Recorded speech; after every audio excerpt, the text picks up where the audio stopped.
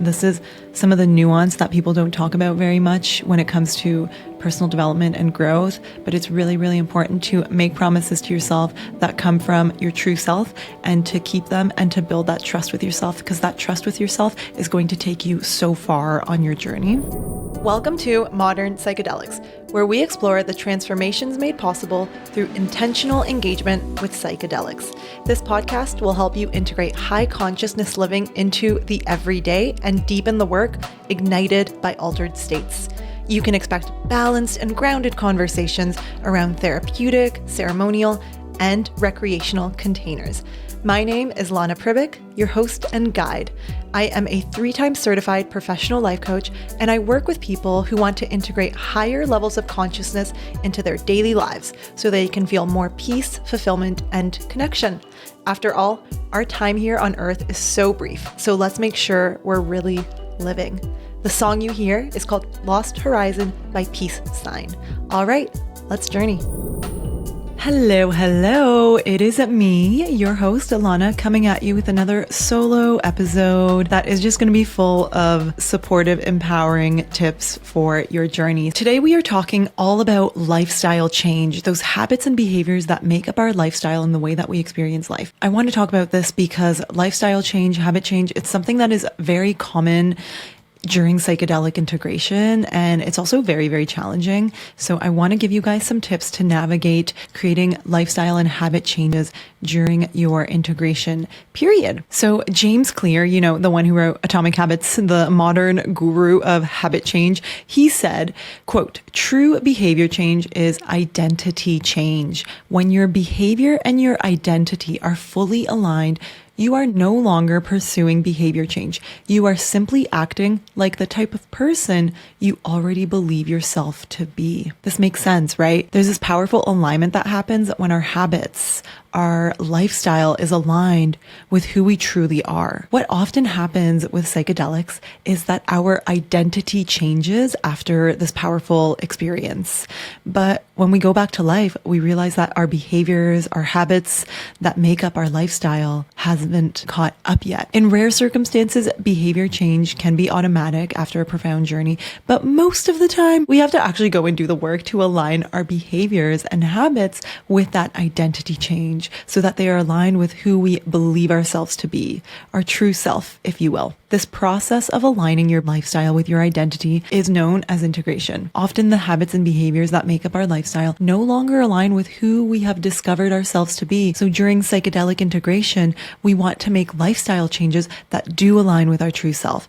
And this integration work can be really hard. It can be full of resistance, and it can be gruelingly slow. I know this firsthand, as I am currently working on making several lifestyle changes after my 5-MeO DMT journey 5 months ago. If you guys missed that episode, I suggest listening to episode 79 for a very beautiful trip report from a very beautiful experience with 5-MeO. After this experience, though, I got to feel what it was like to live regulated, calm, and ultimately open to receiving the gifts of life. I came to learn through my experience with this medicine that all of the stimulation I was taking in were causing dysregulation, and that is something that I want to change. While a few lifestyle changes were effortless and immediate, for example, I quit both caffeine and nicotine immediately after the retreat and haven't looked back. Some of these other changes I want to make are much more deeply ingrained and are proving to need a lot more work.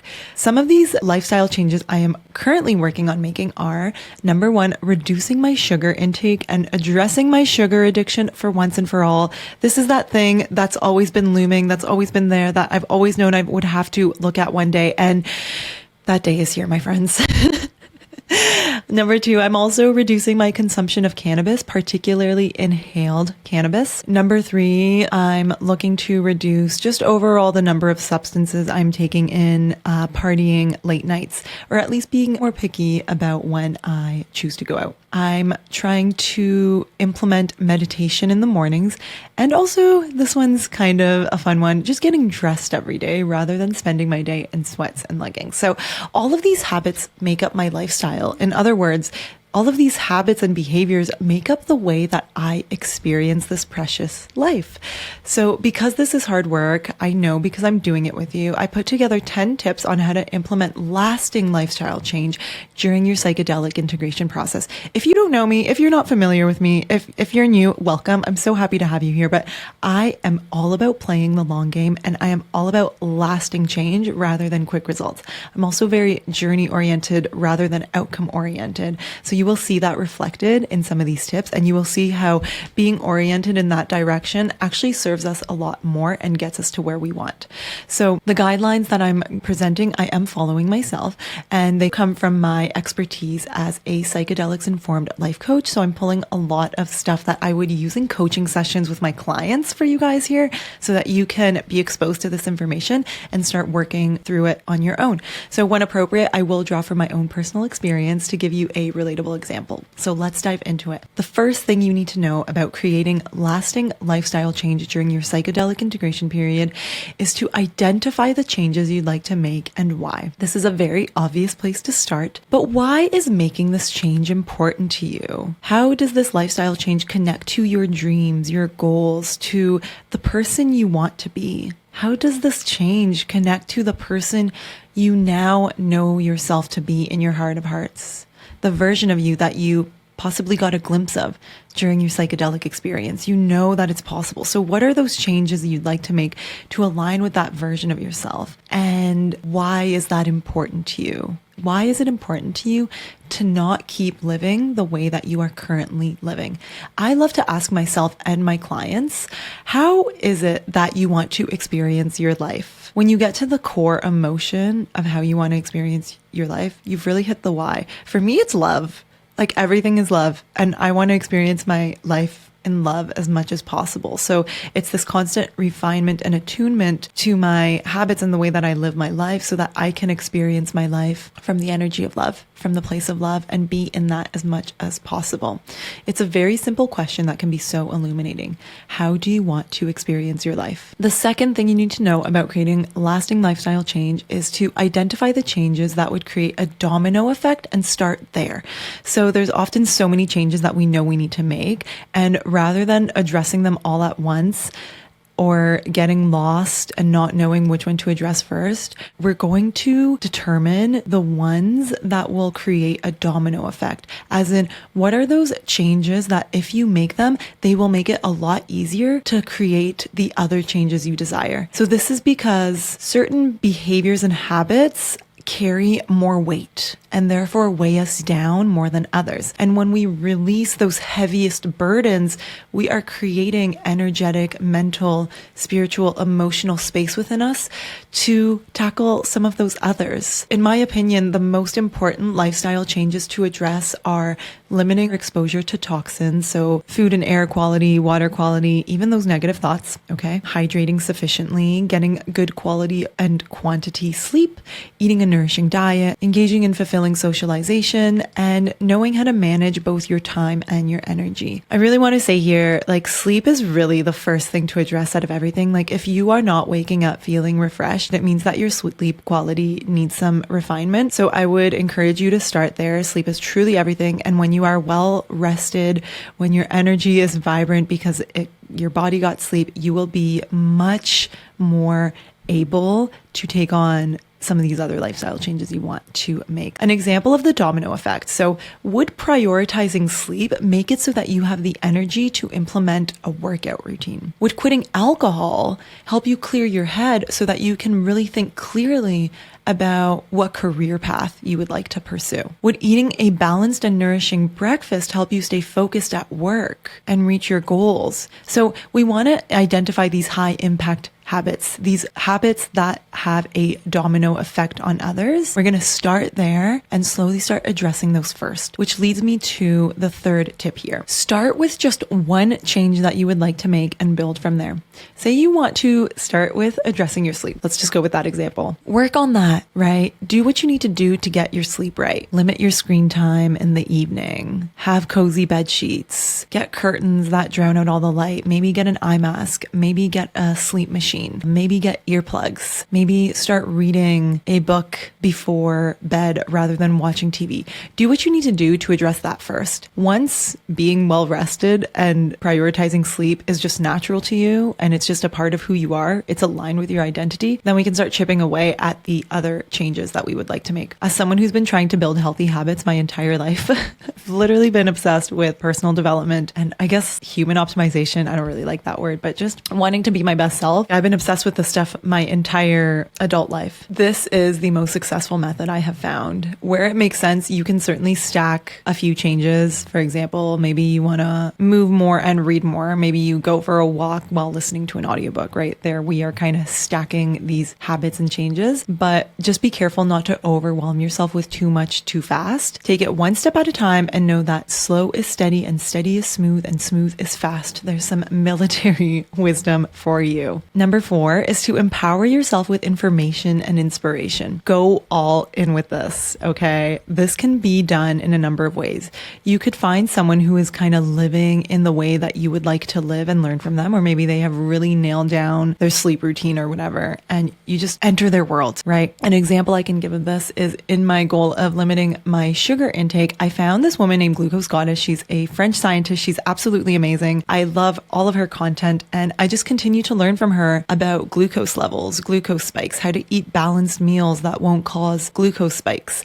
I listen to her podcasts. I follow her on social media and I watch her YouTube. I'm pretty much immersed in her world because I want to learn from her. And she is able to model to me what it looks like to successfully live the way that I want to live when it comes to my sugar intake and balancing my glucose levels and not being a slave to sugar. So another way that you can do this is to immerse yourself in the topic that you'd like to make the change in. So research, expand and fill your heart and your mind with the benefits that await after you make this change. In limiting my nights out, for example, I think about all of the benefits I'm going to gain from that. I'm going to have more energy to pour into my mission and my work and the benefits on my mood that will come from having just a more consistent schedule. And the flip side, also educate yourself on what not making the change is costing you.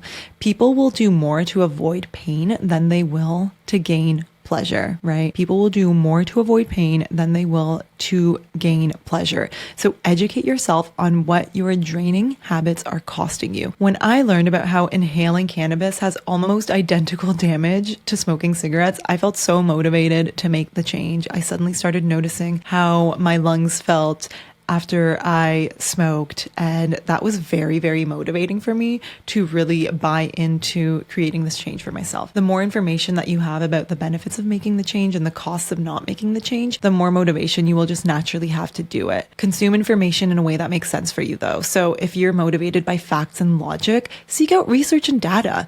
If you're someone who is more motivated by emotion, find someone who can speak to the emotional benefits of making this change. Did you know that your problems don't come from the situations or circumstances themselves? Your problems come from how you approach them. More specifically, your problems come from the level of consciousness that you approach them with. It's pretty simple. Here's how it works.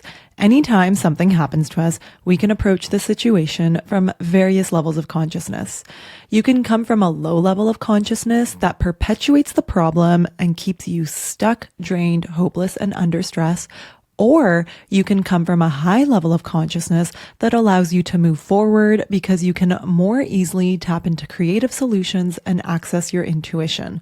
The good news is that at any given time, you can choose how you show up and therefore have a massive impact on how your life unfolds. The trick is to be aware of all of the options available to you, which most of us aren't, which is why most people feel stuck and unable to move forward. But that job you hate, your codependent relationship, or the numbing anxiety of not knowing your purpose in life can be the exact thing that moves you forward and gives you clarity, as long as you're approaching it from a high level of consciousness. in my coaching program, I will help you become hyper aware of your current approach and help you shift to higher levels of consciousness. By addressing blockages keeping you stuck, which are often subconscious, we unlock flow, acceptance, peace, joy, all of those things we want more of in life.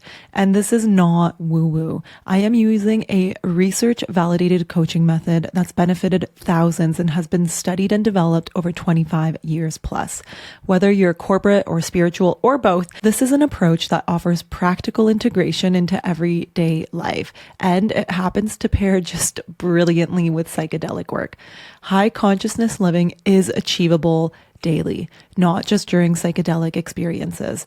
Psychedelics illuminate the path, but it's our job to walk it every day. My coaching program will provide you with a grounded and operational way to integrate high consciousness into your daily life. I am currently onboarding new souls into my practice. So if you would like to learn more about the program, just visit modernpsychedelics.net/coaching. I've linked that for you in the show notes. Or if you are ready to apply and get on a call with me to see if this program is right for you, just go to modernpsychedelics.net/apply. That's modernpsychedelics.net/apply. All right. I can't wait to hear from you. Let's get back to the episode. So tip number 5 is to enlist support. Get someone on your side. We all need support to help sometimes. Not only is this accountability, but sometimes we just need to be witnessed.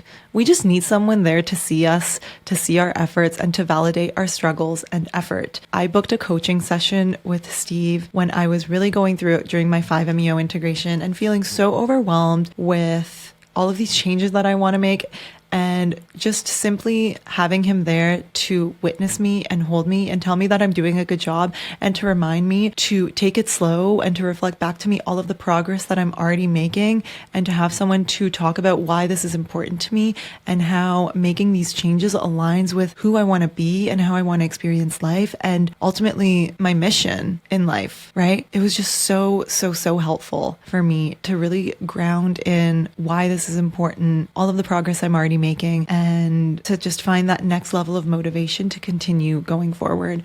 So you can enlist support from friends or family that also want to make the change though. If you can afford it and commit to it, working with a professional life coach such as myself can really propel you further faster. This is obviously an investment that you would be making in yourself and you would take this work more seriously. Now, I know that this is a luxury that isn't an option for everyone. So know that simply consuming these tips and implementing even a couple of the things that I'm talking about here is going to help. I just want to validate that change is hard and having support can really make a difference between lasting change and yo-yoing back and forth with yourself, especially when psychedelics are involved due to their potential to create massive change. It's a really wise idea to have support, whatever that may look like for you. Number 6 is to find a way to measure your progress. This might not be for everyone, but for some of us, the mind loves data and it loves to just see everything kind of mapped out there. This could also be a way to keep yourself accountable. When you see your progress, when you see that data, when you see those numbers, remember to acknowledge and celebrate yourself and all of the progress that you've made. Tip number 7 for creating lasting lifestyle change is to utilize a planning or schedule system to keep yourself organized and accountable. This might be my 5 planets in Capricorn talking, but I just love planning and scheduling things in, even the habits that I'm trying to change. So before habits become just a natural part of our lifestyle, there is going to be some tension. There's going to be some resistance because we're trying something new and we're trying to break those neural pathways in our brain that are just like conditioned to do things a certain way. So for me, it's like, okay, I'm finished work, I'm finished dinner. So I'm gonna, grab my cannabis vape and sit on the couch and watch TV and eat sugar. Like that's the neural pathway that I have to break. So scheduling things in your calendar is going to force you to take time to determine where and how this change fits into your life. It's also a way to make a commitment to yourself, right? You're like intentionally taking the time to schedule something in. You're committing to yourself that you're going to do something. So the more often that you make these promises and commitments to yourself and you actually keep them, the more you will build trust with yourself and create momentum. This is some of the nuance that people don't talk about very much when it comes to personal development and growth, but it's really, really important to make promises to yourself that come from your true self and to keep them and to build that trust with yourself yourself, because that trust with yourself is going to take you so far on your journey. So for example, in addressing my sugar addiction, I've learned that eating those balanced and consistent meals is crucial for managing my glucose levels and preventing spikes that cause me to crave sugar. If my meals aren't balanced with a protein, a fat, and a carb, I will have those blood sugar spikes that create the craving for sugar. For me, lunch is the meal that I most often skip, or I'll just eat whatever's available. It won't be balanced. It might be junk food. It's just lunch has been a struggle for me because it's in the middle of the workday. So since I want to make sure that I'm eating lunch every day, I literally put a task in my Google Calendar at 1 p.m. I repeat it Monday to Friday, 1 p.m. There's a task on my calendar to remind me not to book anything at this time so that I take the time to eat lunch, and so that I just remember that commitment to myself, remember that this is the change that I'm making.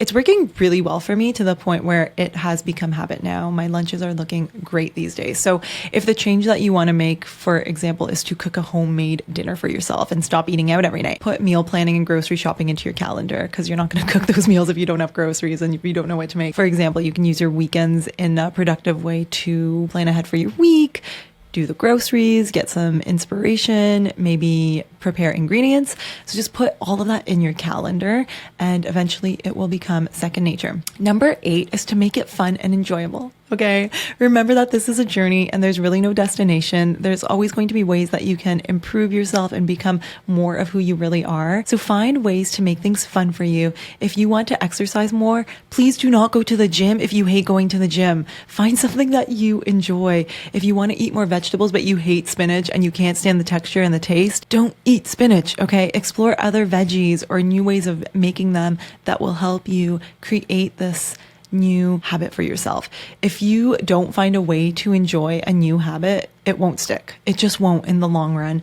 And you're going to be coming from the energy of force rather than the energy of fun and flow and enjoyment. So this one, it's really simple, but it's important. And I think it gets overlooked a lot. Make it fun and enjoyable and make it you. The more aligned it is with who you really are, the more easily it will be to tap into the fun and enjoyment of it. Number 9, know that failure can be an opportunity. This is a mindset shift that needs to be made if you want to create lasting lifestyle change. Adapt the mindset that you simply cannot fail. Remove the idea of failure from your mind. There's no such thing as failure. No matter what happens, you can choose to learn and grow. And if you're learning and growing, how is that failure? There's no such thing as failure if you are learning and growing. So to adapt this mindset, we need to release our attachment to outcomes and release the programming that a success or a failure depends on a certain outcome. That is not true. Success or failure depends on how you choose to show up for whatever happens. When there are roadblocks, and there will be roadblocks, there will be setbacks, right? There will be quote unquote failures. Pay attention to any negative self-talk and redirect it to be more encouraging. Remind yourself of all of the progress that you've already made. Have grace and be gentle with yourself because you are doing a lot, and simply trying to make a change and working towards making a change is hard, and you deserve the grace and the love from yourself and the acknowledgement from yourself. So be curious and not judgmental towards yourself. This is key in life, not just in making lifestyle change, but in life. Instead of telling yourself, oh, I'm so pathetic. Look at me. I can't even make dinner for myself. Even though I promised myself I would make dinner, I can't even make my dinner for myself. Okay? If you notice that you're talking to yourself like that, redirect that judgment into curiosity. Curiosity would sound like, okay, so I didn't make dinner for myself tonight. I wonder why that is. What's standing in my way here? What's really going on here? Am I not enjoying these ingredients? Do I not have the time? Am I overcommitting myself? Right? Notice how in the second option, that curiosity opens the door for answers, and answers open the door for learning, growth, and adjustments. It's okay to adjust course, okay? Whereas those judgments are just going to shut us down and cause us to spiral and stay stuck. So that's important, guys. There is no such thing as failure. A perceived failure is simply an opportunity to adjust course, keep going forward, and learn more about yourself. And the last tip I have for you here, this is a good one. I should have put this earlier on in case people drop off. Focus on finding balance rather than extremes. So instead of looking at behavior as all or nothing, what is the middle way? Okay. So an example I can give of this is with sugar and cannabis. If I tried to quit sugar or cannabis cold turkey, I would absolutely have a really hard time. And eventually I would go back to probably consuming the same amount of sugar and cannabis that I was consuming before. You know, maybe there is a future where I'm not consuming sugar or cannabis, but honestly, that's not what I really want. I don't really want a life completely free of sugar or cannabis. I want to enjoy my life, and these are things that I enjoy. What I actually want is to consume both and enjoy both in a way that is moderated and in a way that fulfills me and gives me energy, rather than doing it because I'm bored or I'm numbing, and in that way it drains me. So bear in mind that this doesn't go for all behavior change. For some behaviors, that balance is not going to be within reach, and we may want to stick to the extreme. So we may benefit from having a harder line with some habits and behaviors. I'm pretty strict with myself about not consuming alcohol anymore. This has been true for the past, I don't know, maybe 5 years.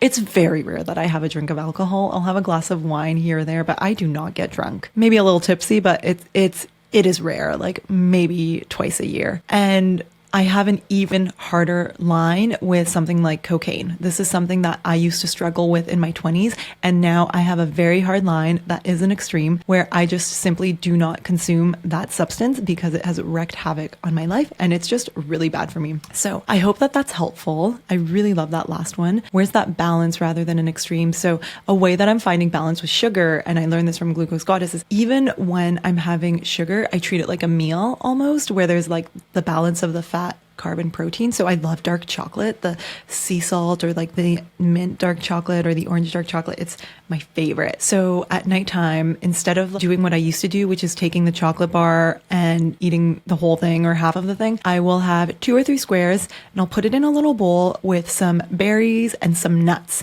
And I am noticing that this allows me to still have the chocolate and enjoy the chocolate, but because it's more balanced, I have the fat in there, I actually don't have cravings to have more of it than I need. So that's one example of finding a balance rather than going to an extreme and quitting sugar altogether. So there you have it, 10 tips that can help you create lifestyle change during psychedelic integration. Please share these tips with someone in your life who might benefit from them. And I'm curious, what are 1 or 2 tips that I spoke about today that stood out to you? Which one can you start implementing right now? Like today? Let me know. Feel free to message me on Instagram and tell me about it. You can also email me at hello@modernpsychedelics.net. I love to hear from you guys. I trust that this has been helpful. Good luck. You're doing it. Remember to be gentle and loving with yourself and to enjoy the process, to enjoy the journey, and know that things simply just take time. But the more that you continue to show up for yourself, you will get it. And these changes that you are trying to make will one day just be a natural part of who you are. All right. Have a beautiful rest of your day. Thank you so much for tuning in and spending some time with me. Sending you a big hug and big love. Bye. Thank you so much for listening to and supporting the show. To stay in touch, sign up for my mailing list, which can be found in the show notes or on modernpsychedelics.net. If this episode sparked something within, please let me know by leaving a review of the Modern Psychedelics podcast on Apple and Spotify. This really helps to share these messages with those who need them, which is the whole reason why I do what I do. And if you haven't already, come join the ongoing conversation over on Instagram with other beautiful souls. We have an incredible and conscious community over at the handle Modern Psychedelics. And don't forget that the work begins after you come back down to earth. And I'm standing shoulder to shoulder, doing it with you. This episode is produced in collaboration with Film with Integrity. They are a values-forward production studio providing end-to-end production from concept to content. They do event video, documentary series, commercial and marketing videos, and of course, podcast production. If you are working on a project that deserves quality of production and content without sacrificing heart and soul, visit filmwithintegrity.com to check out their beautiful work and get in touch with their team.